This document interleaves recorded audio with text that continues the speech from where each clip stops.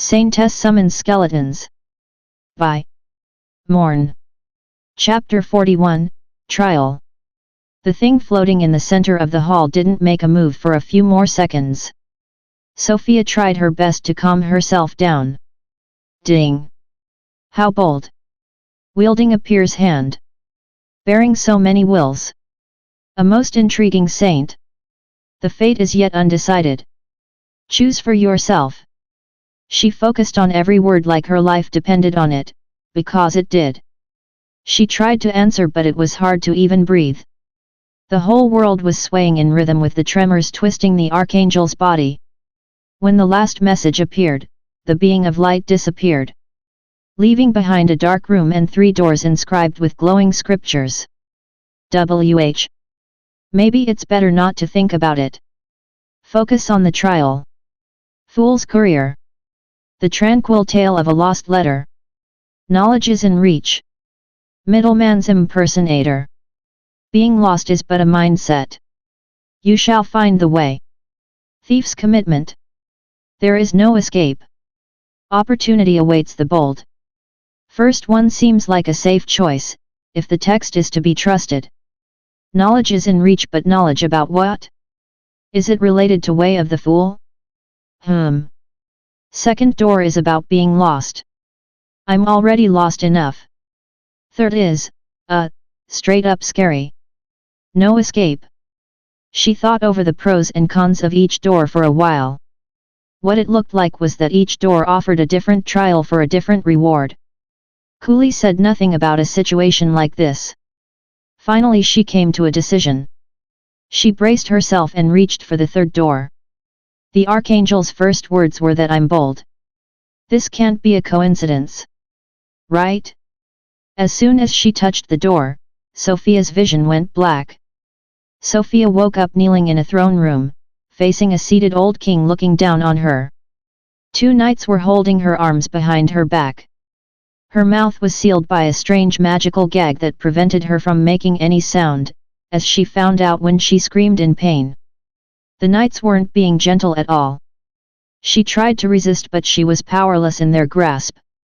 She could only endure the pain. She tried to use her skill, but nothing worked. There were many more people in the throne room, knights, guards, nobles, priests, all kinds of important people. Not one of them didn't look at her with contempt. Well, no, there's an exception.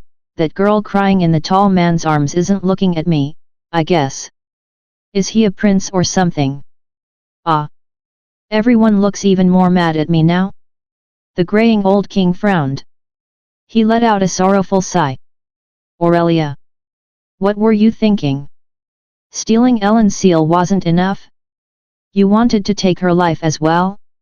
I have been lenient in consideration of your father's death, but I cannot ignore your actions any longer. The old king's voice was shaking, his eyes were all over the place through his speech. That's a lot. Who's Ellen though? Oh, got it. She wasn't even crying for real, was she? That's quite the ugly smirk she has on her lips. The king buried his wrinkled face in his hands, then sighed again. He shook his head and regained his previous royal composure. Lock her up in her room. He ordered the knights. But no one moved. Everyone in the room was waiting for the king's next words. His face fell, his colors were leaving him. The old king closed his eyes and sighed yet again. Princess Aurelia Grandcourt is to be hanged for her crimes on the winter solstice in 30 days. Everyone cheered, aside from the silent king. Oh, wow, I thought I was dead right now, don't scare me like that, old man. This is no joke, death here is just that, death. 30 days to escape then. Tight schedule. But hey, look at me, I'm a princess now, yay for the upgrade. Again, someone else was acting a bit differently. The crying girl had a really ugly smile on her face, a wicked grin, aimed right at Sofia, or rather Aurelia. No one except Sofia paid her any attention, they were all much too busy rejoicing at her demise. Somehow I feel twice as wronged. This is someone's past? I have so many questions. The knights unceremoniously dragged her through the palace. They brought her to a luxurious bedroom on the 3rd floor. A group of blue-robed people were leaving it when they arrived. The room has been secured. She won't be able to escape, one of them said to the knights. The robed group was looking at her like a piece of trash. The one who talked had even sneered at her in passing. A knight ripped the gag out of Sofia's mouth, and she was thrown in the room. The richly decorated double doors closed behind her. A magic ritual circle flared up, hovering in front of them. There were similar ones on every window. Okay. Hey, at least the conditions are better than at the church. So this is my room. Damn. Someone loved their art. The room in itself was about what you'd expect a royal's bedroom to be, except with added painting supplies and paintings everywhere. Hung on the walls, stacked on the floor, bursting out of the side rooms. Paintings, paintings, more paintings, all surreal landscapes, and they were quite beautiful too, in Sofia's opinion. For the first time since she entered the trial, a system message showed up. Trial completion, survive the solstice, 728 hours remain. Could have seen this one coming. Fine, that was already my goal. Survive. But as she thought this, another message popped up. Additional rewards task, avenge Aurelia. This a whole different story. I don't even know where to begin right now. Can I check my status? Name, Aurelia Grandcourt Affinareth. Age, 16. Class, Princess. Level, 1. Health, 10/10. Stamina, 10/10. Mana, 10/10. Active skills, 0/5. Passive skills, 6/5. Royal dignity, level 38. Commandeering aura, level 1. Charm, level 7. Silent, level 70. Curse warding, level 1. Blessing of the Deep, level 19. Classless skills, 5/5. Dancing, level 7. Piano, level 13. Painting, level 99. Pretend, level 32. Archery, level 22. Still Affinareth? Interesting how Blessing of the Deep's the only thing that survived. Is Black-Eyed Deep Man stronger than the Archangel? Feels like a stretch, but then again, what do I know? Doesn't matter right now anyway. Everything's locked, so I can't level up, I suppose. Not great news. The slew of passive and classless skills are all useless right now except for silent as far as I'm concerned. I'll take the 70% noise reduction. Archery could be useful too, but I've never touched a bow in my life. I wonder how that'll translate in terms of real skill. It does say it improves aim. Whoa, this pretend skill is the saddest shit I've ever seen. What kind of life has this girl been living to get a skill like this?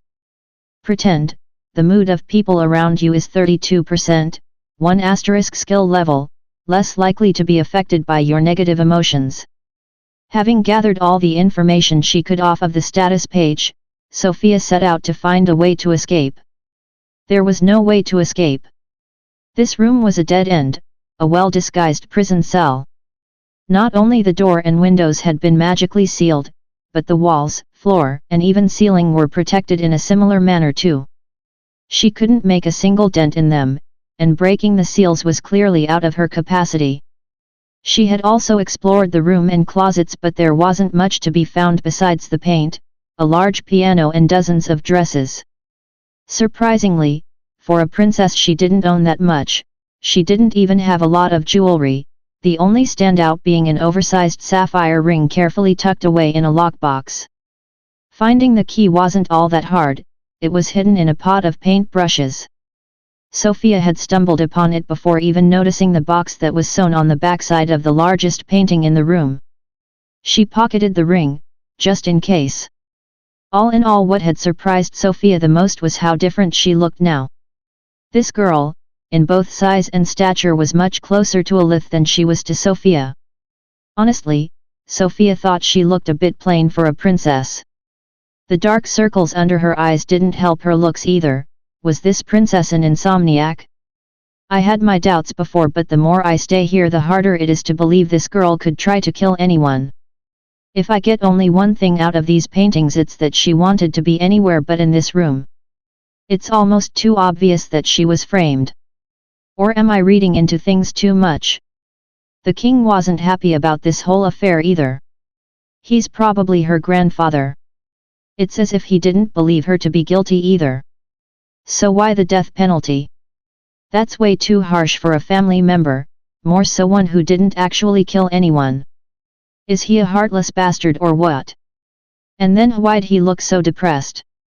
Sofia had been rolling on the bed, wondering about the whole situation, for what felt like hours. Someone knocked on the door. Hey, like the good old times. Am I getting Irina and Degree too? Could sure use some food right now. Chapter 42, Grand Court's Court. Sofia didn't answer. She couldn't open the door if she wanted anyway. The door opened for the person with no problem. Guess it doesn't lock from the outside. A tall and handsome redhead stormed into the room. His disheveled clothes did nothing to hide his lean muscles. He had rushed here on horseback and was still wearing riding boots, staining the palace with mud. He didn't look older than 20, although the many medals on his uniform made his real age ambiguous. Sofia made somewhat of an ugly face as she spied that the two knights were standing guard outside her room. Of course they'd be there. The man slammed the door behind him. Aurelia! He cried out, "Are you okay? I can't believe this." He was panicked, worried, angry, his emotions and tones switching from one to the other. Ally acquaintance, could be more powerful? Time for the orphan's special secret weapon. Weak smile of defeat. It had the benefit of requiring no words, which was both in character if the silent skill was to be believed, and also sorely needed considering she had no idea who he was. That worked out even better than expected. The man couldn't stand seeing her like this and came to her side to hug her. Hey, maybe it's not so bad being condemned to death if it's like this. Shit. Stay in character, Sofia. I'm sorry you had to see me like this, she whispered, forcing herself to get out of the man's embrace. Seriously, who are you though? His muscles cramped in response to her apology. He turned his head to look out the windows, but the seals prevented any view of the outside, only letting the weakening afternoon sunlight through. His face turned ugly. He had the expression of someone ready to actually commit murder. Ellen. That bitch. I can't believe she'd go that far for your seal. Jevon, that bastard too. And I considered him a brother. That asshole didn't deserve to be your father's son, he yelled, walking in circles around the room. He looked like he wanted to break something, but all there was around was Aurelia's paintings. And it seemed that wasn't something he would touch. Good. That's good. Be angry for me, please. More. Let's fan these flames a bit more. And it was a setup for real then. Unsurprising, is the seal the ring I snatched earlier? I'm fine. Nothing can be done, so don't worry about me, she murmured, looking away from the furious man. The king mentioned a seal too when I was waking up. It's got to be for something good if they want it like that. Some kind of legendary weapon? Aurelia. He shouted even stronger and angrier than before. It made Sofia flinch. Crap, I need to focus on this guy for now. Good hearing as expected, I'm ready to bet he's quite high level. I'm the man stuttered. He sounded defeated, or ashamed, maybe a nuanced mix of both. I'm sorry, he pinched the bridge of his nose, letting out a long sigh. You're too soft for this place, Aurelia. I'll get you out of here if it's the last thing I do, be sure of it. Sofia only looked down at the floor, silent, dejected. Of course her real thoughts were wandering somewhere else. Wonder what weapon he uses, doesn't carry one. Could be that he's a pure mage?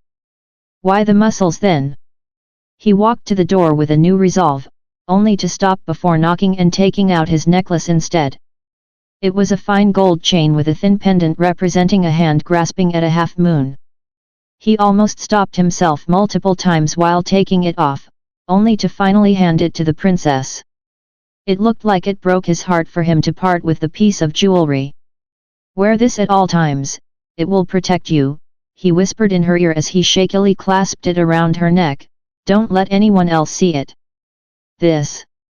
You can't," Sofia meekly protested, only to be silenced by a long finger pressed on her lips. "Don't worry about anything. Wait for me," he said in a soft voice. As the man straightened to leave, a short mustachioed man in red robes barged into the room. "Duke Skirich. No one is to visit the prisoners. Get out this instant." The short man was fuming. The Duke appeared in front of the robed man. "Teleportation again?" "No, he's that fast," left an air current. He was several heads taller than the new entrant and much more imposing. "You're in on this too, Grand Chamberlain," he was almost spitting in rage at the short bald man's shiny head and curly mustache. "I have word you have a vacation home in Vardam, right in my domain. Be careful not to forget something important there next time you visit. We have no more pikes for an extra head," he spat out, pushing the Chamberlain out of his way and storming out of the room. "Tsk. Meddling piece of shit. I'll have you hanged too," he mumbled, seething, when the Duke was already far away, as he himself left the room and slammed the door. "Holy shit. Thank God he left. I was this fucking close to breaking character with all this neck-touching, ear-whispering witchcraft. I wonder if Alith will be jealous."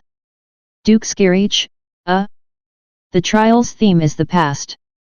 This all is a lot less random than I thought it was.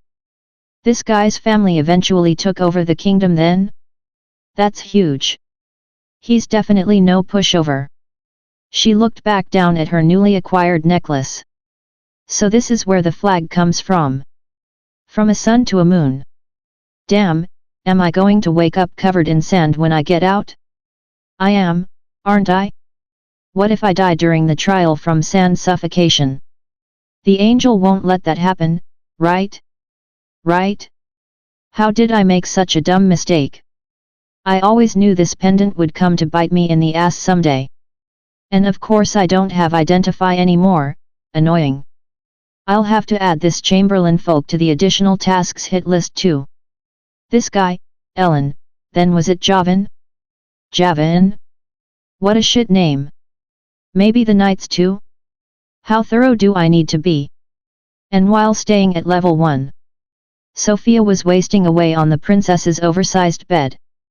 A knight had come to deliver food at some point. It was surprisingly good, definitely not a regular prisoner meal. The sustenance was welcome, but that didn't keep her busy for long. Inside this room, there was no one to talk to, no skills to train, no books to read. It hadn't even been half a day and Sofia was already bored out of her mind. "I need to get out of here, somehow. I can wait for the Skirich guy too, but who knows how long that will take."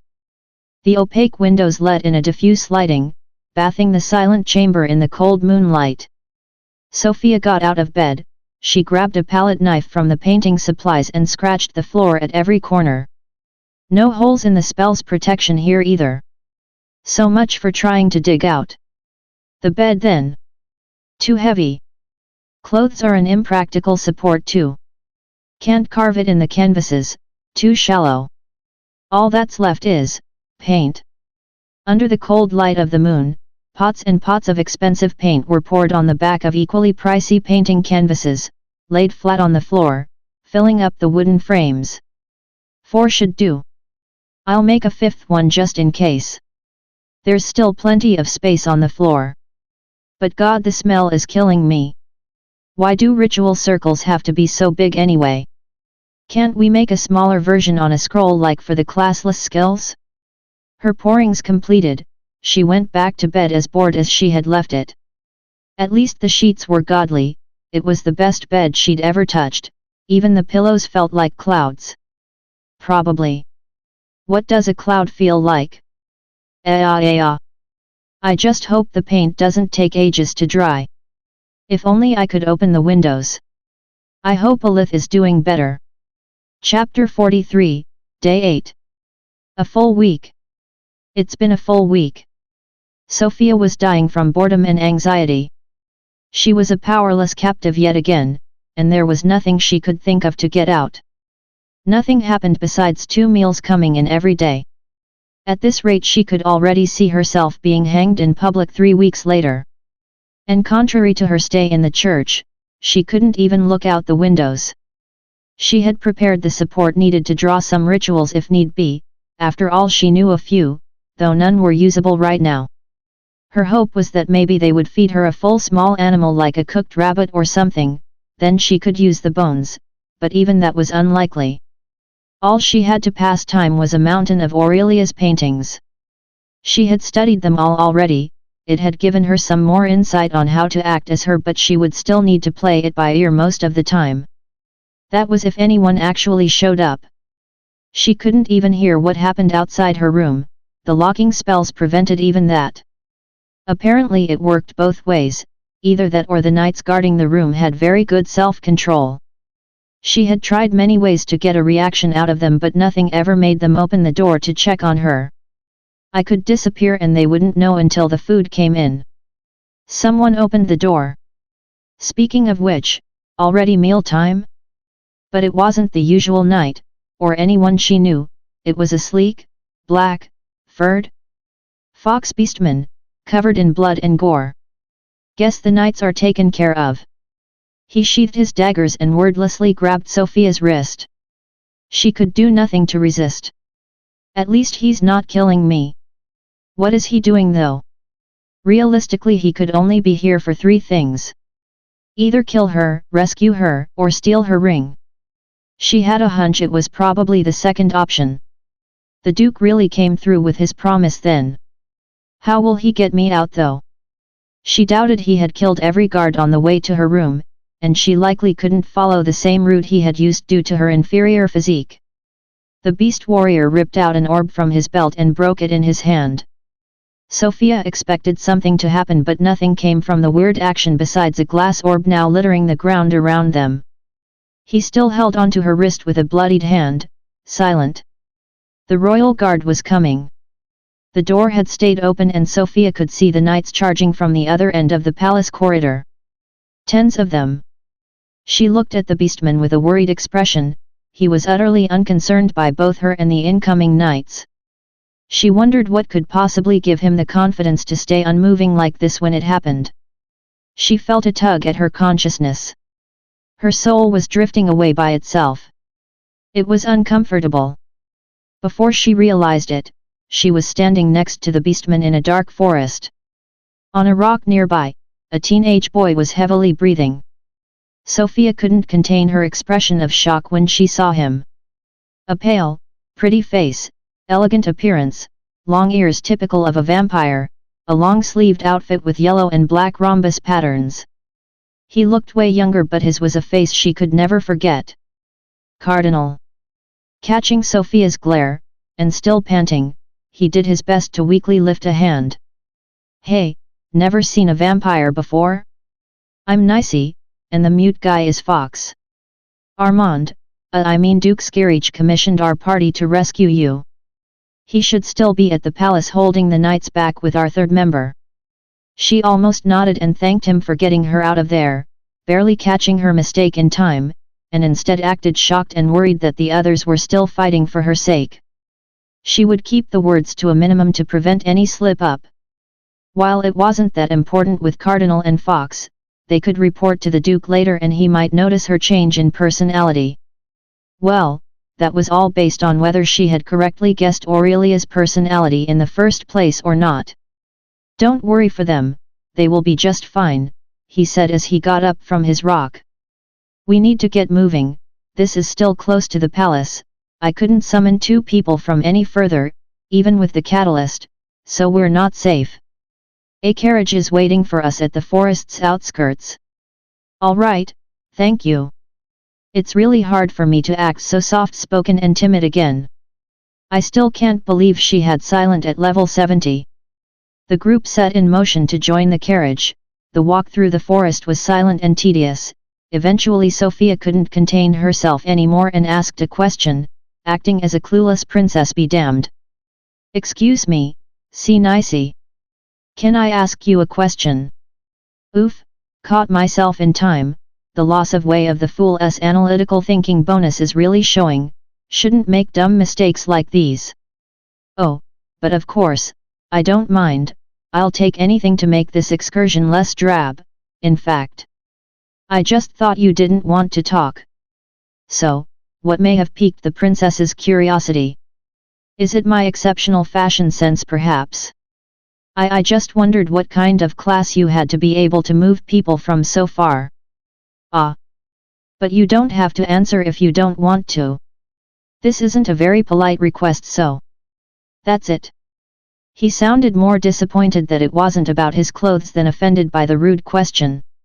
"My class isn't a secret or anything, it's literally just summoner, but you could just as well call it mover or something like that. All I can do is move stuff, really. Most of the time the only thing I summon is myself," he explained. He decided to demonstrate by disappearing and reappearing further down the forest path, then back to where he started. Just this had him start panting again. It's very mana intensive, but incredibly strong in battle, if you can get past the summoning sickness. Looks like he has a lot of trouble with that last point. That's incredible. She knew exactly where she wanted that to go, but she still had to pretend like she was thinking about it. "Then, could you prevent another summoner from summoning you? Or from moving themselves?" Cardinal was a bit surprised at the questions, but he laughed it off. "Aha, are you planning on fighting a space mage, princess?" Then he proceeded to actually think about an answer as they kept walking. "Preventing myself from being summoned isn't that hard. I can just summon myself back to where I was by riding the mana wave. I guess it's not really preventing it, but that's enough. If I really wanted that, then, any kind of mana shield skill or item can work. As long as the spell cannot reach me it won't work. That's exactly why we had Fox open your cell's door too. So that's why. And keeping someone else from teleporting works the same way. Trap them in a closed mana construct of any kind and they're stuck. So long as they can't just walk out of it. But this is really not something you should be worrying about. There aren't that many space magic practitioners in the first place, less so ones inclined to actually participate in combat. You fight in battles? Are you and your team high-level adventurers?" "Adventurers? We don't really do adventuring. Cleaning is closer to. We're mercenaries, I guess, no adventures, just contracts and bounties." "Shit. Does the Adventurers Guild not exist yet?" "Well, whatever, I'm a clueless princess anyway, right? Won't matter if I ask dumb things." She wondered if he would dodge the part about the level, but as it turned out, the vampire really liked to talk, and he wasn't done yet. "And we're not that high level? I'm like 130 I think, Fox is probably near 90 by now. Dunno about Jen, I haven't really paid attention since she came back from the tower. Does he really not know his own level?" For the first time, Fox participated in the conversation, showing two lifted fingers to Cardinal. "Ah, really? Well, she's about 120 then, Fox says so. Is it really fine to be that careless?" Some brighter light started showing in the distance, the trees were becoming sparser, they were almost out of the forest. Chapter 44, Kingslayer. The carriage was nothing but an empty wooden trailer pulled by two horses. Still better than walking in these robes. To Sofia's surprise, they had started moving right away, leaving the Duke and the woman named Jen behind. They were slowly but surely getting away from the royal palace, visible in the distance beyond the forest. This wasn't Einzen, Skirich Kingdom's capital in the mountains, in fact there weren't any mountains nearby. The plants and trees did look like the ones she knew, then again, she had been to the Red Wines Empire and the vegetation was largely the same, as far as she could tell. It was a mystery where exactly this was. The only clear thing was that it was still on the human continent. The real Aurelia was probably long dead, whether she had survived the solstice or not. They rode away, not bothering to cover their tracks. Cardinal, or rather Nicey, couldn't stop talking. His image of a mysterious and powerful level 300+ vampire that Sofia knew him by had been melting away by the second.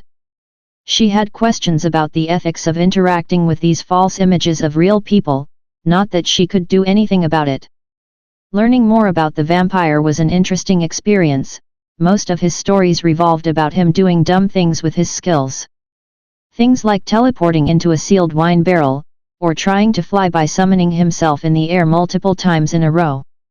As far as Sofia could tell, it looked like Nicey had always lived among humans.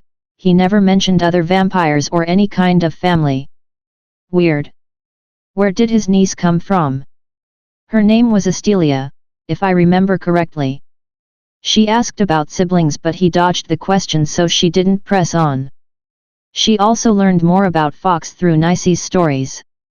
He was mute from birth, nothing could be done about it even with healing magic, but that didn't really bother him. He was the youngest in their group and the only son of a beastman hero. He had met Jen and Nicey 3 years prior when they worked together in a sandworm subjugation party led by the Scarich Duchy in the north. Nasty things, these sandworms, they'd smell blood from kilometers away and come rushing from underground. At least we didn't have to search for long, the vampire had explained. Finally, as Nicey rambled on and on about how he had once accidentally summoned himself into a large cave network, they had reached their first stop. Sofia had thought they would go to an inn or an hidden cave somewhere depending on how sneaky the group wanted to be. But they did none of that, instead stopping in front of a farmer's large wooden house in the middle of nowhere. Surrounded by wheat fields and large pens of dirty animals rolling in the mud. Is this where we'll be hiding? No, this is just our stop for the day, that's Fox's house. Is this fine? Won't the knights come here after us and ruin the place? She asked. But Fox waved her off. You worry way too much, princess, there's no chance that they'd find us here, and even if they did, he can still rebuild. Fox only comes here like twice a year anyway. The fields and animals are tended for by another family, Nicey answered while Fox was having troubles unlocking the door. He had started to prattle off again but stopped in the middle of a sentence. Fox, who had managed to finally open the door, turned to see what was going on. Shit. That's bad. Jen broke the emergency catalyst. Fox, the circle. Princess, hide in the fields, there's no telling how many enemies might come along with Jen and Armand. Nicey sounded extremely panicked, and for a reason. One had to remember that Jen was level 120, and the Duke was apparently even stronger.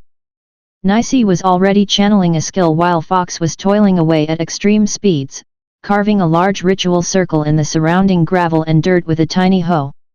Not playing hero now. I'll hide somewhere safer where I can still see them. Behind the house. There was only the house, a few trees and large fields around which limited the possible hiding place a lot.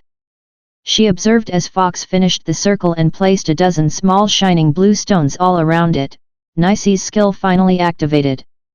In a way akin to what happened when she used Angel's Bolt, Sofia could vaguely sense the large amounts of mana at work.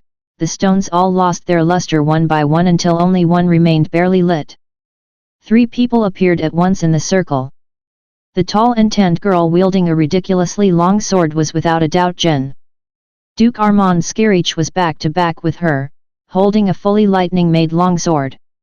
To her surprise, Sofia also recognized the third person. It was the blue-robed mage that had sneered at her on the trial's first day. He was holding a twisted wooden staff and behind him floated several incorporeal blue swords, all pointing straight at the other two. What followed was a mess of magic and gore that Sofia had no wish to be a part of. The mage's resilience was commendable thanks to some kind of magic shield, but he couldn't take on the full group. The Duke's lightning sword was especially devastating, chipping away at the mage's translucent shield every time they clashed. In the end, the magic shield burst like broken glass and Jen's humongous sword ended the mage's life in a single slash. They all had suffered a few hits from the flying swords in the process. Nicey was quick to supply everyone with healing potions. Since the fight was over, Sofia left her hiding spot. So that the gal we been bustin' our ass for in the castle. Come here, I ain't gon' eat ye. Aye, that's a princess-ite, pale as a bregun's arse this one. Well, won't question Mr. Lightnin' tastes. Nicey wasn't too much of an annoyance, Jen exclaimed as she examined her. And I thought Zero's crew had a thick accent. Jen looked a lot like Sofia, disturbingly so, as far as body shape went. Similar height, eyes, hair, even the face was vaguely similar. The major discrepancies were a lot of muscles and tanned skin. In another world where Sofia chose to become the ultimate warrior instead of a twisted skeleton botherer, she might have ended up looking like that. Not that she would have ever dressed the same. She had no idea how the woman wasn't cold with how little she wore, but there was no doubt about how she got her tan. At least the important parts are covered. And even that was only regular clothes, not a single piece of metal armor to be seen. She rocked a mini short secured with a belt, and a sleeveless shirt tied up right under her chest. That was it, she didn't even wear shoes. Truly a peculiar style. Despite that, she was the one who took the least damage from the mage's flying swords. She probably has a very strong defensive passive skill.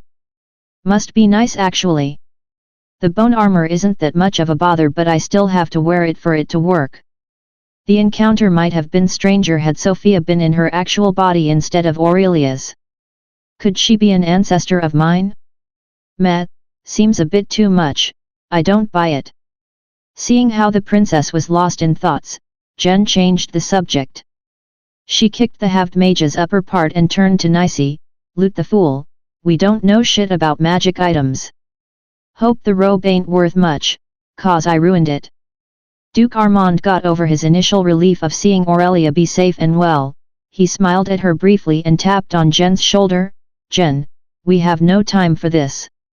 Frustrated and angry? Does that have to do with her or? What did you mean no time? They don't have no space mage-ite? Then we got like 2 hours free time right now at least. If they even find us, let's eat and stuff, we worry after. This is no joke. What if they send the heroes after us? He insisted. Look, King's dead, we been framed as the perps, maybe they send the fuckers after me and ye? Sure. But you think that twerp Jevon'll convince the church that fast? No shot. And if they send use one, then we can probably get and cash in some nice juicy XP, so chill down. Jen nonchalantly answered his worries. Clearly being labeled a Kingslayer was very low in the list of her worries. She proceeded to enter the house. A heartbroken cry resounded inside the farmhouse. It echoed through the windless plains. We out o cured meat. Chapter 45, The Princess Class. It was easy to dismiss the princess class as just another weak, non-combat class, like most civilians' classes. But in the eyes of someone like Sofia, it was all but weak. In essence, princess was a supporting class. A ruling class.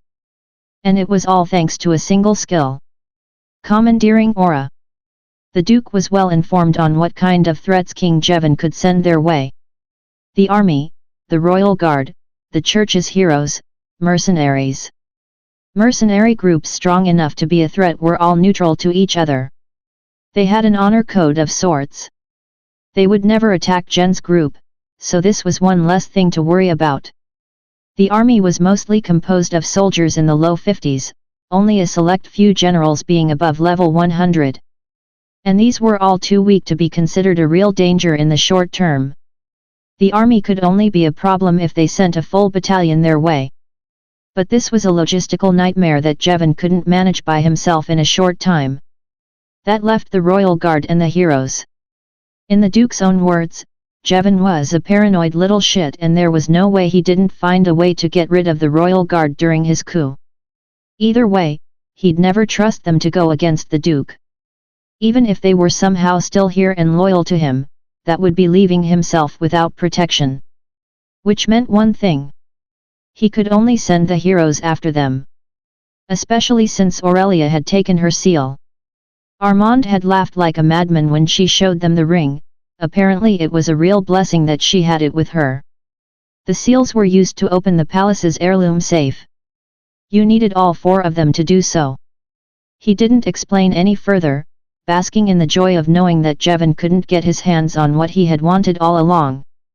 On the other hand, it also meant that he would double down on his efforts to track them.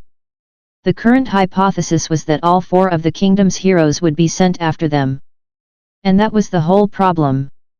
The group had been trying to figure out a way to escape or win against them for the last few hours, to no avail, talking in circles, throwing ideas around that had no hopes of working. The heroes were that strong. Sofia couldn't stand to idly watch this anymore. This was her trial, and she would be the one to lead it. Commandeering aura, the natural strength to lead. All things fall under the ruler's dominion. Your orders have a compelling effect. This effect is several times stronger under dire circumstances. The shocking thing to the squabbling group wasn't the quiet level 1 princess suddenly yelling, "Stop!" The shocking thing was that they had all obeyed. "Shut up, all of you! If you can't find a way to get through this, then I will," she yelled out, getting up from her chair. Then she started pointing at each of them one by one. "Fox, prepare what we need to leave, bags, food, water, anything you can find. If possible enough for 3 weeks.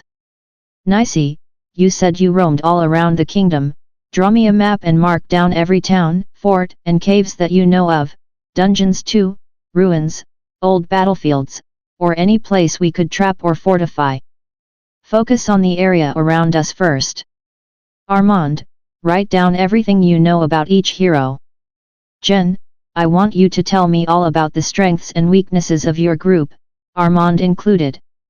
No one reacted, they were all flabbergasted at the soft-spoken and demure princess's sudden lashing out.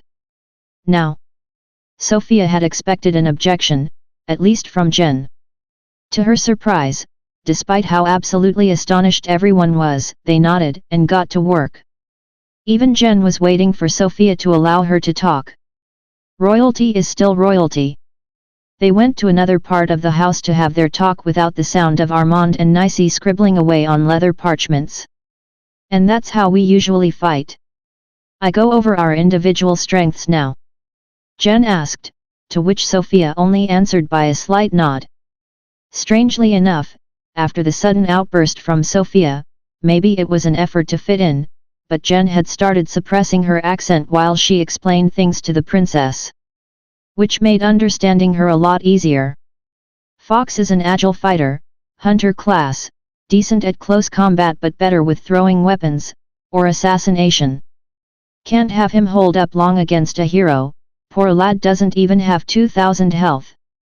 Right, not even 2,000, so low, right. Aha.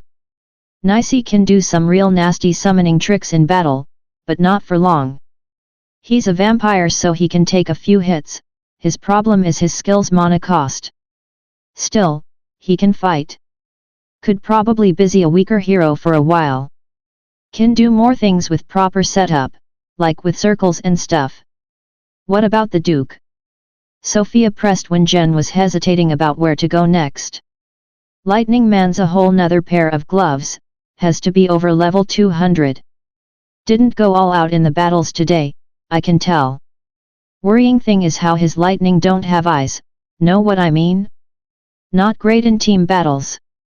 I might be able to land a couple hits before ending up as a cooked chunk o' meat if we fight. She stopped her speech there, and visibly didn't intend to continue. Sofia said nothing, staring at Jen, head resting on her crossed hands. The tanned warrior was reluctant about sharing more on herself, eventually giving up under the princess's annoyed glare. And me, Juggernaut class. Almost immune to most magic and coward stuff like poison. High health. Tough skin. Good armor. Self-healing. Hit hard. There you have it, that's all I do. I don't even have mana. I am confident I can bash in the skull of anyone under level 200 as long as they alone and can't fly. That's enough, thank you, Jen. For this and getting me out of the palace too. I'll call you if I need you again. Don't mention it, wasn't Charity, the tall warrior answered as she left the room.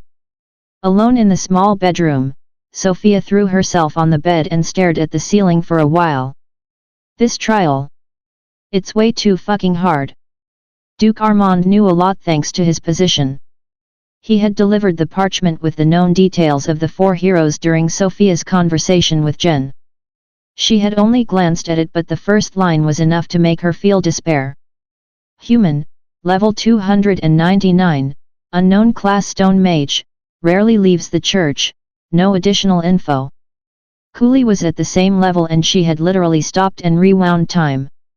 Not to mention the light punch that had shaken the whole building and plunged Sofia in an abyss of pain for a second. Unless the Duke was above level 252, it was hard to think of anything that could stop a monster like that. The next main lines on the document only added to her hopelessness.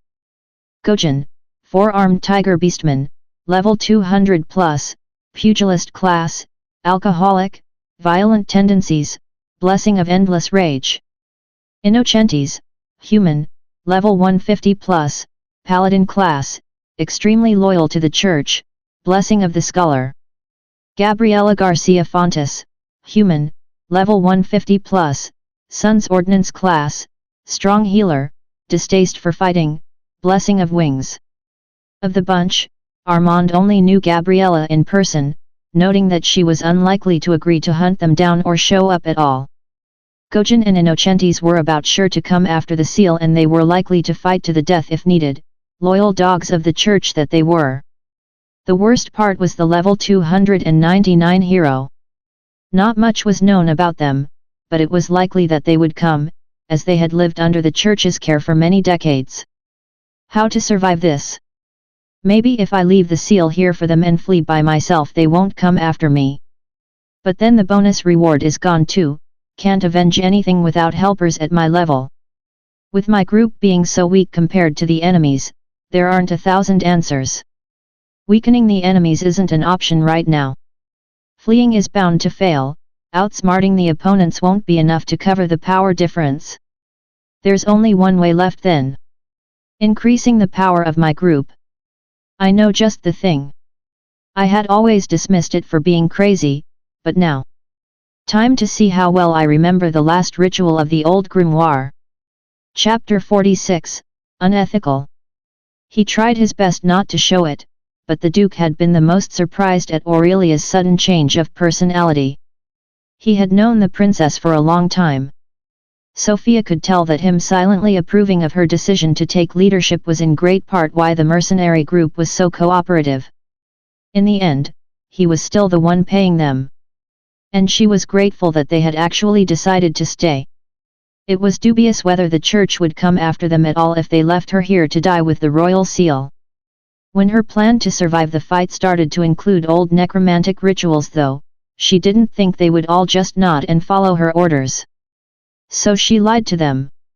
They were now on the carriage heading toward a certain inconspicuous and remote mountain, as she had suggested. The terrain would be to their advantage, was the bullshit she had fed them. Looking at the familiar mountain showing up on the horizon, she thought over her whole plan again. She had thoroughly studied the grimoire before deciding to go down the necromancer's path. She still had doubts about the veracity of it all until she had unlocked the class on that fateful night. After all, it was a mystery how the forbidden book ever landed in that remote orphanage in the first place. The ritual she had in mind was actually embedded directly in the back cover of the grimoire, rather than on one of the decrepit old pages. She couldn't forget its name. Sabbath of the Hollow Heart. Much like the skeleton summoning ritual, it bypassed the need of using the system, relying instead on a ritual circle and external components. Both the requirements and the goal, however, were a bit more extreme. But now that she had seen the option present itself, it was all she could think about. Her confidence in pulling it off came from a loophole in the system. She had spent her week in captivity trying to use Identify. even with no available skill slots for it. She had learned it from scratch with the scroll. After discovering how useful it was in Drakran, she had been crazily trying to level it up ever since, using it on anyone and anything, to no avail. The process of using it was etched deep in her mind already. That gave her confidence that she could use it anyway, without the system to act as a crutch. In fact, she was certain that, had she the mana for it, she could use both Holy Skeleton and Angel's Bolt right now, system and skills be damned. Despite the confidence, she couldn't get it to work. That was, until a few hours ago. Deep in her thoughts, in Fox's farmhouse, she was tapping her nails on the table and reflexively trying to identify everything around her when a slew of information entered her mind. It was not like the system messages she had to read, and more like something she instinctively knew. Crude map, shows landmarks in an area. It was very lacking compared to the skill being used through the system, but she almost shouted in joy when it happened. This meant her instincts were right, the system could be bypassed like this, it wasn't a thing specific to ritual circles and magic items. She identified the others in the room, all it showed was a level range, no hint at their class. It was a bit underwhelming. Her next move was to use it on her 2 magic items. Royal Seal, contains large amounts of compressed mana. Used to open a specific mana lock. Screech Mooncatcher, a unique jewelry piece made of unknown materials. Brings the wearer back to life upon death once, healing all injuries but disintegrating in the process.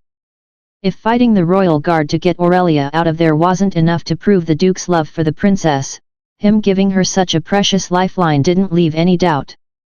Sofia actually felt bad for impersonating her with him around. She could only hope the real Aurelia had survived to answer his feelings somehow. This incredible ability of the necklace was what had her think back to the grimoire's last ritual. The Sabbath of the Hollow Heart was a rather unsettling name, and the way to finalize the ritual was just as disturbing. It required both the caster and someone else to die. It wasn't something Sofia would ever consider doing usually, but now. And so, she was leading the group to a location suitable for the ritual. A place that must have existed since long before this time. The dungeon under the Holy See. For now, likely nothing but an inconspicuous hole in a mountain flank. You have entered the dungeon, Abyss of the Damned, LV 300+. Wasn't it 100+ before? Didn't know it could change. Well, whatever. We're not going to fight what's inside anyway. The group had become more and more skeptical of her plans during the 3 days of traveling, following her nonetheless, for a lack of a better idea. Running away from the current church's headquarters like they were doing couldn't be a bad thing anyway. What they didn't understand was why they had to go to a random mountain away from everything. Fighting a stone mage on a mountain even seemed like a seriously bad idea. When she ordered them to search for a supposed unknown dungeon in the area, even the Duke had started to doubt whether she wasn't just starting to lose it. Until Fox actually found it. Now they were reluctant to enter. Forget the heroes, won't we die without a fight if we go in there? Was your strategy an elaborate way to end your life? Nicey asked, looking down the narrow passageway leading down into the mountain.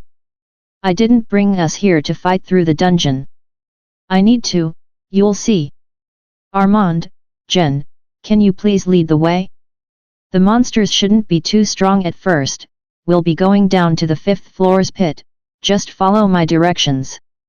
If you have questions about how I know the place, don't ask. Weirder things are going to happen later, I can't explain. If you don't like it you can also just struggle against the heroes by yourselves outside when they come. No need to be all defensive about it, princess. We followed your ass all the way here, we ain't gon' go back now. Heroes probably bout to catch up soon anyway, so if you really have an ace up your sleeve then show it now, 'Cause a level 300 dungeon's exciting and all but it ain't exactly helping us. It'll be very clear why we're here soon, if you help me reach the 5th floor. Can't say for sure it will save us, but that will be more exciting than discovering a high-level dungeon, that I can guarantee. The undead in the dungeon were the same old sinner zombies that Sofia had watched the magisterium obliterate for days on end. There were a lot more than she was used to, perhaps due to the church not being here yet. Jen and the Duke had no trouble clearing a path through the early levels with Sofia acting as a guide. There were quite a few traps in place that she didn't know about. Fox managed to guide the group through them with relative ease. Nicey wasn't slacking either, diligently drawing a map of the dungeon. It only took them a few hours to reach the pit, with no signs of the heroes being on their tail, for now. Back on the very same stairs that would later in history see her commit her first murder, Sofia was once again faced with the bottomless abyss that prompted the dungeon's name. While everyone was busy being shocked at the sight, Sofia got to work in the room leading to the stairs. It was a square antechamber. Bones were piled up in the four corners. Barely lit by the torch she held high, an empty pedestal occupied the center of the room on a round stone podium. This was the perfect place for the ritual. Sofia dismissed the others, claiming that they needed to clear the floor below while she set up a ritual. Although the Duke was reluctant to leave her alone in the dungeon, she insisted that it was fine, she wouldn't move from this room and they would be back in half an hour at most. No matter how ridiculous her demands, the Duke would always end up agreeing, Sofia had discovered on the way to the dungeon. That man couldn't say no to her. She really wondered what he saw in the former quiet painter princess that had him bewitched like so. He still had Fox and Nicey install some security measures around the room before leaving. Jen was actually raring to get back to the undead killing. It had come across as an unexpectedly easy way to level up and get stronger before the decisive clash against the heroes. Finally alone, she went over all the steps one last time in her head. Chapter 47, A Fine Night to Die Twice. The ritual's instructions were quite simple. The basics had, after all, already been laid out in the pages before the skeleton summoning ritual. The Sabbath of the Hollow Heart had been inscribed in gold in the back cover of the grimoire, and Sofia had very vivid memories of the mad thing. A few diagrams illustrating the ritual circle and the process had accompanied a dozen lines of explanations. The Sabbath is to be conducted at night in a place of abundant mana. The ritual circle is to be formed with human skulls. The Necromancer is to offer the freshly hollowed out heart of a willing and knowing sacrifice. The sacrifice must not be of a level beneath that of the Necromancer. The sacrifice is to carve out their heart themselves, under no external influence, and place it on the pedestal. The sacrifice has to die. The ritual heart must absorb the essence of nearby undead creatures. The ritual heart requires 1,000,000 levels worth of such essence. Upon complete absorption, the ritual heart will beat again. The Necromancer is to consume the ritual heart raw. The ritual heart must be swallowed while the Necromancer falls to their death. The Necromancer's violent death shall complete the ritual and initiate their rebirth. Thus will be born. The princess' delicate hands placed a skull in between two others on the dusty floor. Taking a step back, Sofia checked the ritual circle one final time. Looks correct. Am I really about to do this? There are so many ways this could go wrong. Her mind went back to Cooley and the strength of someone at level 299. Despite heading straight for the dungeon when she saw the opportunity to conduct the ritual, Sofia had been racking her brains to find a better way to handle the Stone Mage hero. However, no matter what shenanigans she theorized, nothing could make up for the gap in power. It turned out Duke Armand was level 241, which was already impressive, but also a whole league below what they needed. Each trial, like this one, represented a large growth in power. From Cooley's own words, each past filter was an exponential growth for the person. Each trial only served to increase the gap in power. For a level 99 person to somehow kill a level 100 plus wasn't so uncommon. For a level 199 to defeat someone at or over level 200 was already an almost unrealistic goal. For a level 249 to beat even a level 250 fresh out of their trial. Cooley had explained a lot of things in detail, prompted by Alitha's incessant questioning. Enough for Sofia to estimate that in this case, the Duke's chances at winning were right about none. So the only good option she had was the ritual. Of course she could also give up on everything, throw the seal away and go hide alone, waiting in the middle of nowhere for the storm to pass. But could she really? If they managed to track them all the way to this remote dungeon, then it wasn't hard to imagine that she would be long dead if she tried something so simplistic like hiding in a forest. Sofia recentered her thoughts. She realized she was unknowingly trying to buy herself more time. As she was still half-dazedly staring at the skulls, the earth rumbled. An earthquake? No, a stone mage. Sofia's hands were shaking. As long as she could think back, there was one line of thinking that Sofia had developed that got her through all of her toughest times. Dumb as it was, it gave her the drive to keep going forward. It was one, singular, almost magical sentence she would repeat in the back of her head, obsessively, over and over and over again. Do what needs to be done. She was really thankful that she knew human anatomy rather well. I only have one try. Can't screw this up. Break the ribs, avoid the lungs, cut out the heart. No stopping. No faltering. Remember to pull the knife out with the heart. All right, Sofia. You can do this. Do what needs to be done. Her sweaty palms grabbed the long dagger she had requested from Fox. She found some solace in the fact that at least, it was extremely sharp. Pointing it at her chest, she did her best to take one last slow inspiration and braced herself. Sofia regained consciousness to the sound of her necklace consuming itself in a blue flame, leaving behind only dust. She couldn't move yet, nor feel anything, and this was good news. She was thankful that the pain had stopped. Physically unable to avert her gaze, she watched in horror as the gaping, mangled hole she had carved herself writhed around. As if what was left of her own flesh turned into a million maggots, madly expanding to fill the gaps. She would probably have a hard time mentally recovering from the experience. At least that wasn't my real body. Truth be told, the princess' modest attributes had made the process a decent lot easier, for what that was worth. And it was somehow comforting to know that the oozing, darkened heart currently sitting atop a cracked stone pedestal wasn't actually exactly hers. Sitting in a pool of her own blood, she gradually regained control of her body. The ritual heart hadn't waited for her to do its thing. It was already absorbing the essence of all the dungeon's undead.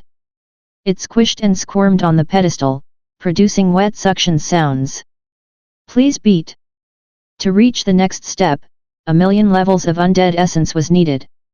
Since every undead past floor 5 was at least level 100, as long as the whole abyss was occupied by more zombies, there would be enough. Just 10,000 zombies would suffice. Just floor 5 had to be home to at least a few hundreds. And looking down at the abyss and the sections of stairs and bridges across it, there were many, many more floors. As the heart slowed and then stopped, Sofia held her breath. Her own, newly regrown heart, was beating wildly. Did it fail? There weren't enough zombies here after all? Or did I do something wrong? A strong, singular beat was heard in the silent dungeon room.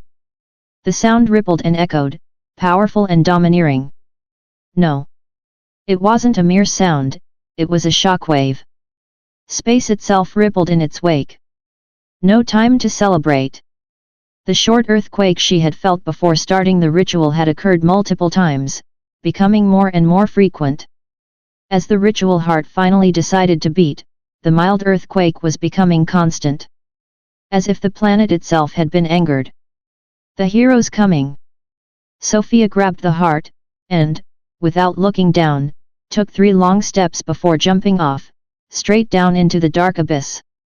The Duke's group had been coming back from the floor below, rushing up the stairs to check on her. Too late. They could only observe her fall. Sofia's gaze crossed the Duke's. She was already chewing on the heart. Before falling too low, Sofia saw Nice collapse on the stairs. Oh, thank God he didn't jump after me. Maybe the sight shocked him too much. Or was the heart interfering with his skills?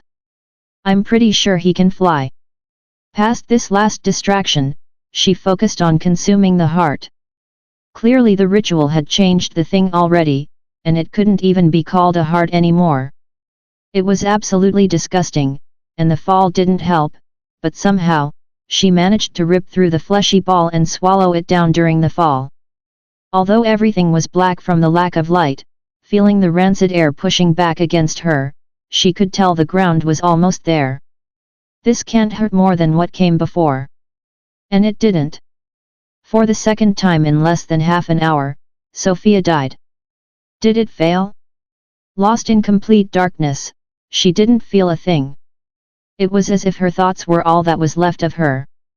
Am I dead? Like really dead? Can dead people think? The first time felt more like passing out. The ritual must have actually done something. Is it just slow to complete? I'm really going completely crazy. But what choice do I have? A level 299 stone mage. If I don't go this far, won't I end up as a human skewer on a rock pile? Even if the ritual works as expected, can I even compete, as a level 1? Worst case, I should at least be strong enough to try to escape. Thinking back on it, the additional task of taking revenge sounds very easy compared to surviving this. Can I still see my status?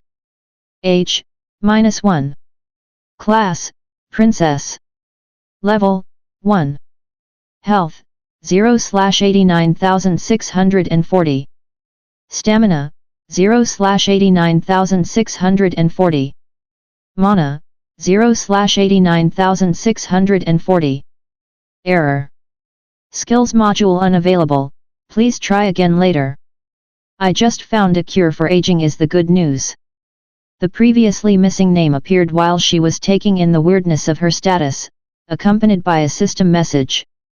Congratulations, you have received a new name. Vakarias Rehofen Afinareth. Followed by a peculiar second line. Daughter of Sorrow. Chapter 48, Arising. Despite the strange status, Sofia was cautiously optimistic about the result of her madman act. As far as she could tell, she was already not dead. Now the question was, what exactly was a Daughter of Sorrow? The first thing that came to mind was the long-limbed atrocity she had blasted back in Scarage Kingdom's Lost Mage Tower. The things had also had a long convoluted name, another link with her new self. All things considered, if I become a long-limb abomination, I probably deserve to die too. I don't feel like dying a third time today though. I'm not even done with the second time yet. But the health is no longer 0, it's going up. Maybe when it's full I'll get back some senses. I can only wait. Even if I somehow find another cheat death item in the real world, I'm never doing this shit again. If I could tell myself from back at the orphanage what I had to do today. The me from back then would burn the book and never try to become a necromancer. It's been what? 2 or 3 months. I'm already addicted to getting stronger. I have so many questions about so many things now. I can never go back. This trial is too hard. It better be worth it. Watching the status number representing her health steadily but slowly going up, she got lost in her thoughts for what felt like forever. It was the dings of system messages that tore her from her musings. Congratulations, you have overcome the first filter. Initializing personal program, please wait. Error. Conflicting scribe assignation. Initialization cancelled. With the fading of the last message, she could finally feel. Sofia opened her eyes. Somehow she could see even in the deep darkness of the bottom of the abyss. But what she saw threw her in for a loop. Or rather, how she saw. She could see everything around and above her all at once. This would take some time to get used to. Her body thankfully wasn't made of twisted lanky limbs, but it was far from human too. Humanoid for sure, up to a certain degree, but no one would mistake her for a regular person. She didn't mind the dark grey skin, her claw-like nails looked very sharp, and the scales conveniently covering some very adult-looking parts of her body were greatly appreciated. She had questions about a lot of details. One of them being why would this new form resemble her original body rather than Aurelia's, and another being whether the literal gaping hole sitting in place of her heart was really necessary. It was a round hole going straight through her torso. Was she a sheet of dough from which someone had cut out a flesh cookie? Other inhuman features included flaps of wavy skin that ended up looking like frills, as well as a 3 meters long fleshy tail with 2 opposing bone spikes around the tip, and even some horn-looking bone protrusions coming from some places. I'm curious about my face. But maybe it's better that I don't see it. The health was topped up by now, standing at a comfortable 89,000 and then some. The stamina had quickly followed suit, only mana was stuck at 0. Sofia took her first breath as her new form. This was how to get her mana, she could tell by instinct. Her mana shot up by several thousand points in a single breath. The feeling of mana rushing through her veins was intoxicating. The ritual's description in the grimoire had given her a glimpse at what she would be able to do now, but now that she was in the situation, it was clear the old book had left out many things. This new body was a natural war machine. Its whole existence a tool of destruction. I can clearly feel my mana, the veins. My veins are arranged in ritual circles. Tens, hundreds of tiny magic circles drawn by her very blood, were bolstering her body from the inside. Some of them she had a feeling she could alter to use in other ways. It was her first time learning about that, but even without understanding it, she was confident she could use it all. Much like a baby doesn't need to be taught to sleep and cry, she didn't need to be taught anything about her natural abilities. She kept focusing on her breathing for a while until she was full, observing the lowest level of the pit around her.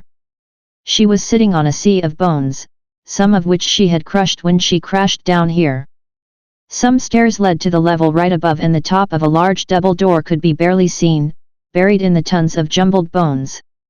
Heroes should reach the group any minute now, if they haven't already. I'll need them to hold the other 3 while I deal with the stone mage. Hopefully I'm strong enough to take him out. Either way, I have so much health he can't kill me quickly, I'm sure. I'll find a way even if my power is still lacking.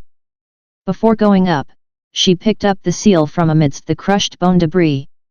Then, up we go. Sofia was sad to realize flying wasn't a possibility, she opted for jumping instead. Bouncing off the walls, sending herself up dozens of meters each time, she hurriedly climbed back up. The pit was deep, way deeper than she thought.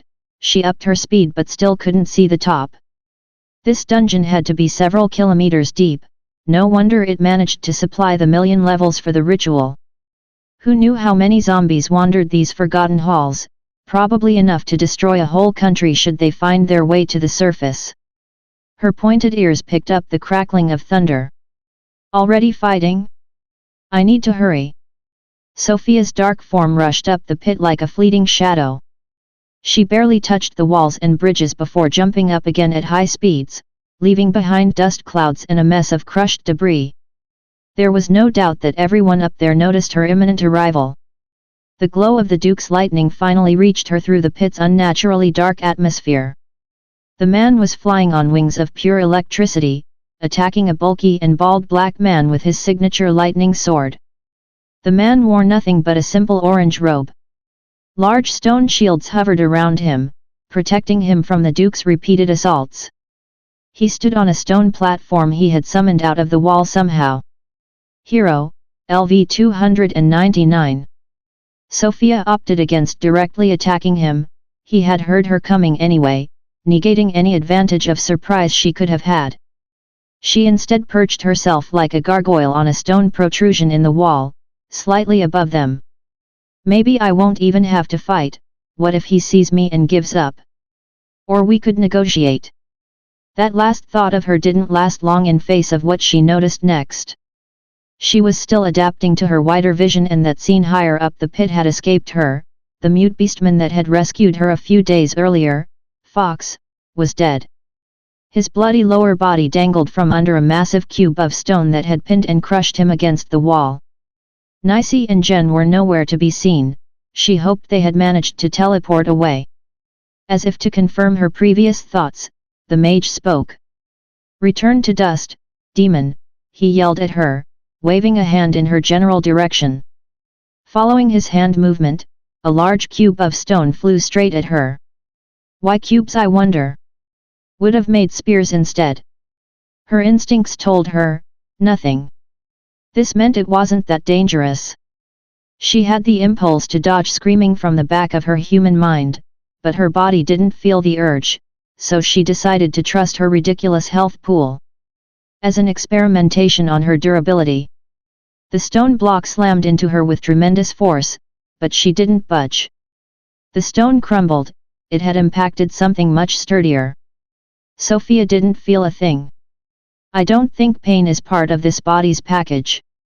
Health, 83,256/89,640. Damn. 6,000 health points, gone like that. I can definitely afford to take a few more, but I'm clearly not invincible. And that was a random stone cube. Level 299 is no joke. My turn, she answered in kind with a hoarse but still feminine voice. The mana in Sofia's legs whirred. She jumped forward in a somersault, delivering a strong revolving blow with her tail. The hero's hovering shields layered in front of him to block the attack. 2 stone shields broke on impact, leaving the other 2 and the relaxed man standing behind with his arms crossed, unharmed. Sofia had used the recoil of her own strike to get back to her starting point. She stared at the man and he stared at her. The Duke could have succeeded at a sneak attack, had he coordinated his strike with hers, but he was staring at her too. He had an expression of utter disbelief. Chapter 49, Orvad the Mountain Shaper, 1. The orange-robed man wasn't as unaware. He glanced at the Duke again, narrowed his eyes, and before Sofia could react, the stone platform the hero stood on retracted into the wall, bringing him along. His form sank into the stone wall, magically melding with it. Looks like when I summon the bone armor, but he was the one to be absorbed. She jumped near the Duke, trying her best to keep some distance from the pit's wall.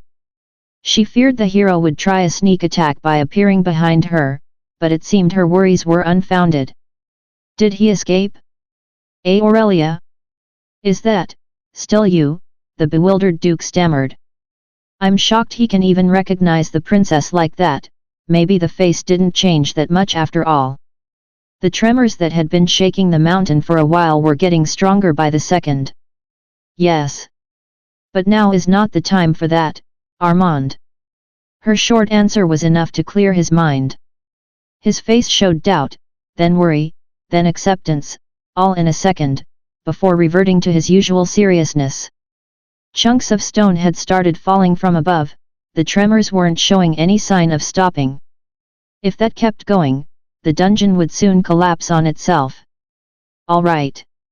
Nicey will get us out of here, hold on to my arm, he said, extending an armored arm, and frantically trying to open a small pouch on his belt. Finally managing to grab a small glass orb from the pouch, he crushed it in his hand. That's a teleportation catalyst then. A few seconds of silence later, the Duke disappeared. Oh. Can't be summoned, then? Would have really liked to have that before. Fine, can't be helped. She reached the entrance to the 5th floor in a single jump, rushing past the used ritual site. She navigated through the collapsing floor to a section the group hadn't cleaned. The zombies that were supposed to be there all laid lifeless on the floor. The tremors were getting worse and she had to dodge the falling stone blocks of the crumbling ceiling. Despite the place collapsing, there were still several meters of stone separating every floor. She was short on time and couldn't run all the way back before the dungeon collapsed. Should be around here. Only one way to find out. She activated the mana enhancements through her whole body. Although her veins always acted as ritual circles, she could forcibly inject more mana to empower the boost. She had used this to attack the mage earlier. Her mana was starting to drop thousands of points at a time, barely offset by her breathing's regeneration. Could keep that up forever as long as I don't use any other spell. Let's hope that's enough for now. She jumped up, punching through the ceiling. The layers of stone couldn't stop her, she pierced through every floor in one go. She had hoped to stop on the first floor. Her limited understanding of her own strength, however, instead propelled her through the first floor's ceiling too, then out into the sky, high above the mountain. Right in time to see that the dungeon finally gave in and collapsed. It didn't stop there, the cave-in was the start of a giant landslide. She landed on the highest point of the mountain's peak. In the thunderous roar of the earth and stones chasing gravity, a third of the mountain below fell. Bloody hell! Sofia couldn't help but be shocked at the sight. You don't say. Never ceases to amaze me, this power I have been granted. She had seen the man flying up to her on a floating cube of stone. Since he purposely came from the front, he probably wasn't up to some nasty plot. Not that he could sneak up on her from the back, or any other direction for that matter. You look like you still have at least a shred of humanity in you, demon. Obediently hand over the seal and I may grant you a painless entry to the great cycle of reincarnation, he declared. It seemed his previous shouting in the dungeon was perhaps out of surprise. His face and tone now were calm and stoic as he expressed his demands. So he really wants the dumb ring. Not happening, Stone Man? Want to crush me like you did, Fox? You'll have to bring larger rocks. How regrettable. The robed man floated away, as if to properly face her from a distance. I am Orvad, Mountain Shaper, he said, joining his palms over his head, I shall rid you of your sins. As Orvad spread his arms, 9 giant stone lotus flowers formed in an arch over him, spinning in place at a leisurely pace. This time it's for real. Aurelia Grandcourt Vakarias Rehofen Afinareth, daughter of sorrow. I have cool titles and cool spells too. Her new body had a total of 5 independent skills she hadn't used yet, each a complex set of veins arranged in ritual circles, one in every limb. For the first time, she felt that having the system constantly up to monitor her resources would be a necessity. Health, 88,002/89,640. Stamina, 89,621/89,640. Mana, 49,640/89,640. The hardest part will be to reach him up there. Done with the presentation and preparations, she took a fighting stance. She should have felt worry or fear, but all that had been washed away by her new form's instincts. Her body itched for one thing and one thing only, battle. Under her forceful jump, the mountain peak turned into a crater. With a simple gesture of Orvad's hand, a stone cube was cut out from the mountain under then hurled at Sofia. It was fast, but she was faster. Instead of colliding with it, she grabbed the stone block mid-flight, using its momentum to do a front flip and returning it to the sender. A large stone shield intercepted the block, shattering it on contact. The shield shattered too, not from the block, but from Sofia's punch. She had never thrown the block, going forward with it instead. Her fist was centimeters away from Orvad when one of the flying lotuses bloomed, sending its many petals flying in her direction. She couldn't dodge the first one. The stone petal hit her in the torso, sending her flying away. The other petals followed suit, like sentient arrows chasing her. Grabbing the petal that had stabbed her, she used it to bat away the second petal, shattering both. Using the torque, she spun around, punching and kicking the petals coming from all directions. 5 more were shattered, but the last managed to get past her defense, striking her right in the back and shattering on impact. Health, 69,959/89,640. A single petal is about 10,000 health. Great. At least he didn't rebuild the lost flower yet, must be an expensive skill. My health regenerates quickly enough, I just can't take a whole flower at once. Still, that's one heck of a defensive skill. Having lost all momentum again, she fell back to the mountaintop's craggy surface. As she was about to reach the ground, a forest of stone spikes emerged out of the mountain, all pointing at her falling form, shooting up to impale her. Sofia rolled herself in a ball, tail wrapped around her body.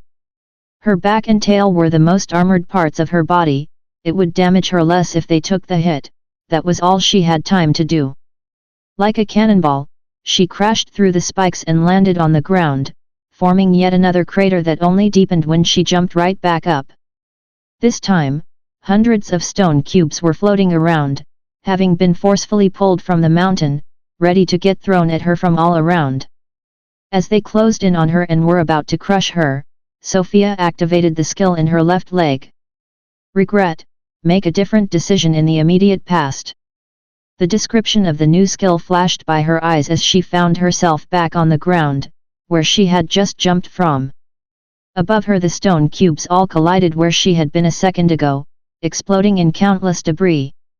Mr. Scribe's working overtime, I see. Nothing I didn't already know though. She observed the crash happening behind her as she fled northwest at full speed. Fighting a stone mage atop a mountain was straight up lunacy. Zero had shown what he could do with his ship, and she had used her own affinity with the undead to get rid of the magisterium. Since the first hit didn't connect, she could tell this would be a long battle, so she would take it somewhere more favorable to herself. And if he doesn't follow me, it's even better. I need to survive, and that's it. Feels bad to let the other three fend for themselves, but they ain't real. Regret, alter the past to make a different decision in the previous 5 seconds, costs 10,000 mana per cast, 10 seconds cooldown. Left leg blood vessels must be undamaged for the skill to correctly resolve. Would you look at that, a lot better, thanks. She had asked and she received. These kinds of interactions had her questioning how the system worked, but now wasn't the time to ponder on that. She could appreciate how her new 360 degrees vision was very practical. She both saw where she was going, and that Orvad was not only chasing, sitting legs crossed on his flying stone cube, but also preparing larger projectiles. What the fuck is that? Go back to the cubes please. Chapter 50, Orvad the Mountain Shaper, 2. Sofia was fleeing as fast as she could. She had left the mountains in a few long jumps, and was running through the flat wheat fields at breakneck speed. Orvad flew about as fast as she ran, tailing her 100 or so meters behind, his 8 remaining stone lotuses in tow. He had taken 2 large chunks of mountain with him as he gave chase. The several-ton boulders spun around him, losing large chunks of stone every so often, slowly taking the shape of a colossal trident and bell. What's with the size of these? Is he hunting a fucking dragon? I'm not that fat. The stone trident was so gigantic, even if the prongs hit her, she would be crushed rather than impaled, and the bell had to be large enough to destroy a castle if it was dropped on it. She could tell from a distance that they were getting pumped chock full with mana. These would hit extra hard, and they wouldn't break on impact either. At the end of the fields, Sofia ran straight into the forest, losing sight of the hero chasing her. The increasing mana disturbance coming from his weapons was enough to inform her that he was still hot on her tail. She didn't even take time to dodge the trees, finding it faster to run straight through them, devastating everything in her path. 20 seconds later, she emerged out of the forest on the other side. And finally noticing that the trident was now fully formed, completely filled with mana, furiously rotating on its axis, and pointing straight at her. She could only jump to avoid the stab of the ridiculous stone trident. It lodged itself in the ground below. The terrifying impact shook the earth. Scared by the noise and shock, entire flocks of birds flew off from the nearby forest. But the worst was still to come. The giant bell had yet to strike, and she was still midair, unable to dodge. Her only option was to use the spell stored in her other leg. Under the spell's effect, the bell's trajectory was ever so slightly altered, missing her by a hair's breadth. The air shockwave from the massive bell hitting the ground below propelled her forward, allowing her to resume her mad dash for the promised land that was finally in sight, the primordial lake. While the hero actually had to pause to ready his weapons once more, she jumped over the last stretch of land, and plunged straight into the deep lake. This time, the skill's description came a bit later, but it was already detailed. Misfortune, through the power of sheer bad luck, ever so slightly alter the immediate fate of your enemy in your favor. Costs 10,000 mana per cast, 500 seconds cooldown. Right leg blood vessels must be undamaged for the skill to correctly resolve. Inside the lake was cold and empty. Sofia could swim faster than she could run with her new body, even better, she didn't need to breathe, and she was certain she could stay underwater for as long as she wanted. This body could probably just as well swim in molten lava without too much trouble. Its resilience and adaptability was admirable, save for the detail that it couldn't fly. The primordial lake was a famous landmark of the Skerich kingdom. No fish lived in it due to the unusually high mana concentration of the water, making it toxic even for humans. It was an invaluable resource that had brought about the creation of the Primalaku's Magic Academy. The academy was nowhere to be seen now, having been built at least a good 100 years later. So for now, this was nothing but a large lake with mana-saturated water. The mana inside couldn't be extracted without proper machinery, making it pretty irrelevant in the fight. Besides, anyone above level 100 could probably safely drink the water, so it wouldn't stop any hero from jumping in. The useful part to Sofia was the obvious lack of stone anywhere. The lake's shores were sand and the lake itself was large enough that you could mistake it for the sea. She swam until she reached a point where she couldn't see the land anymore. Will he still come to fight me here? The water should be a terrible match for his skills. But if he doesn't come, I'll have to flee further. Would be dangerous to let him reunite with the other heroes, can't handle them all even with an advantageous terrain. The problem resolved itself when she perceived the large mana disturbances from the trident and bell. He was coming, flying over the water without hesitation. As long as I empty his mana. Sofia was still adapting to this body's vision and its ability to perceive mana in great detail, but she could already tell that the man still had plenty, although quite a bit less than herself. Maybe around 30,000 if it's proportional. Actually, the man would probably retreat if he was about to run out of mana, so she wouldn't try to prolong the fight, considering he could get back up and she likely couldn't. Getting through the 8 lotuses will be troublesome. I'll keep my trump cards for when he only has 1 or 2 left. Underwater, she swam past the giant weapons and shot up straight towards the hero. Orvad had expected her attack, layering shields and spikes under his cube mount, but they were useless. Sofia had actually gone for the lotuses instead of him, destroying 2 of them in a single uppercut out of the water. She was gone underwater before he could react. Orvad rearranged the lotuses, spreading them in a way that would make it hard to destroy multiple at once, while also using the trident to stab at the demon.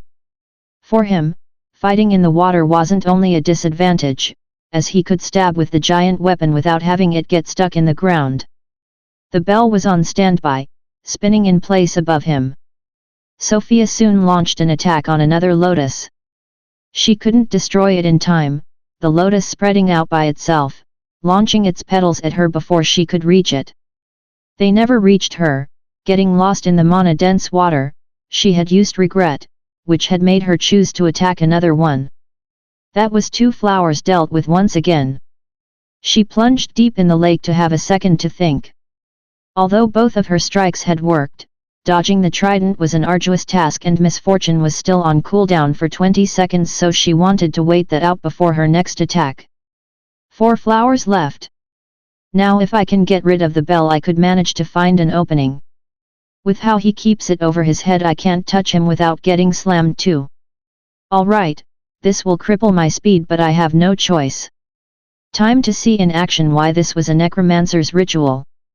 Without hesitation, which was greatly helped by the fact she couldn't feel pain, Sofia filled her tail with mana, activating the spell within, and used her own claws to chop it off at the base. Her tail would grow back but it would take a day or 2. Just like that, all of her maximum stats dropped by 20,000. This better be worth it. The next part of the skill was quite gross, the cut tail's bloody end sprouted in an explosion of pulsating flesh, it was growing a new body. An undead body. Grief, create the high-tier undead hollow grief from the cut tail of a demon of sorrow. Only one hollow grief may exist at any given time.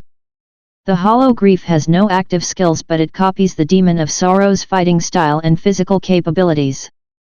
The hollow grief has the innate passive skill Mirror of Grief. Hollow Tail's blood vessels must be undamaged for the skill to correctly resolve. Mirror of Grief. The hollow grief is always seen as someone precious that has been lost, should there be such a person in the observer's memory. This was a cruel skill that took advantage of one's emotions. As the undead's body formed, it hurt her, but she couldn't avoid looking. Underwater and in a body that couldn't shed tears, Sofia's missing heart ached. The undead would fight for her, but she wasn't immune to its skill. In front of her, with glazed eyes and an out-of-place long tail, a small child with wavy blonde hair in a ragged dress floated, listless in the water. It was awaiting her orders. "Saria.